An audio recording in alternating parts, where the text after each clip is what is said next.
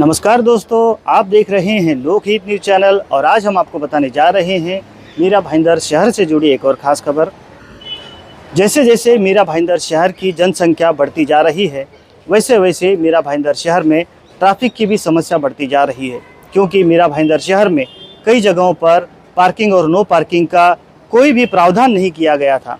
इसी बात को लेकर मीरा भाईंदर वसई विरार पुलिस आयुक्तालय के ट्रैफिक विभाग के डीसीपी प्रकाश गायकवाड़ पिछले कई महीनों से प्रयासरत थे और उनकी कोशिश थी कि मीरा भाईंदर शहर में ट्रैफिक को लेकर एक धोरण निश्चित किया जाए और इसीलिए उन्होंने मीरा भाईंदर महानगर पालिका को साथ में लेकर एक सर्वे किया और उन्होंने अब कई महीनों के सर्वे के बाद एक धोरण निश्चित किया है। इसी बात की जानकारी देने के लिए आज मीरा भाईंदर वसई विरार पुलिस आयुक्तालय के मुख्य कार्यालय में उन्होंने एक प्रेस कॉन्फ्रेंस बुलाई थी। आइए सुनते हैं क्या जानकारी दी उन्होंने इस पूरे मामले पर।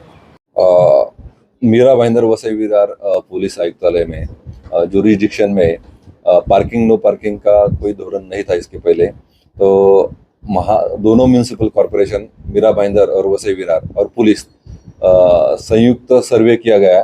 वो सर्वे में हमने 272 नए पार्किंग नो पार्किंग के पॉइंट्स निकाले हैं और 9 वन वे के पॉइंट्स निकाले हैं। तो ये इसका इम्प्लीमेंटेशन अगले 15 दिन में शुरू होगा। ये प्रायोगिक रहेगा।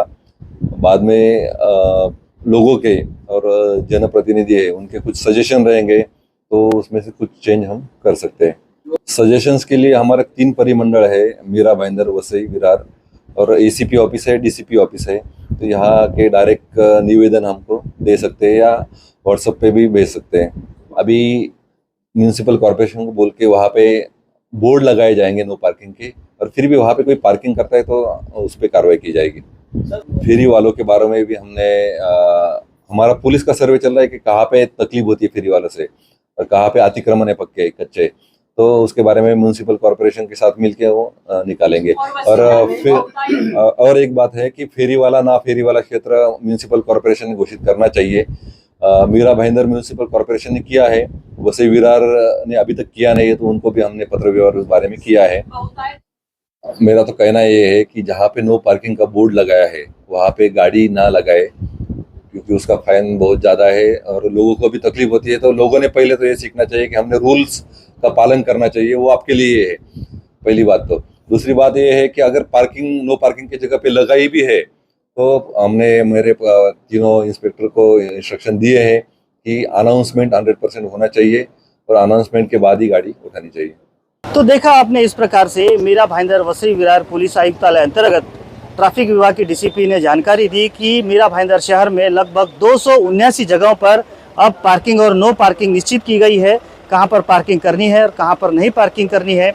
साथ ही उन्होंने यह भी जानकारी दी कि जो मीरा रोड स्टेशन है या भाईंदर स्टेशन है वहाँ पर कुछ छूट भी दी गई है, जहाँ पर 10 मिनट तक लोग पार्किंग कर सकते हैं, जिसकी वजह से वो अपना काम कर सके।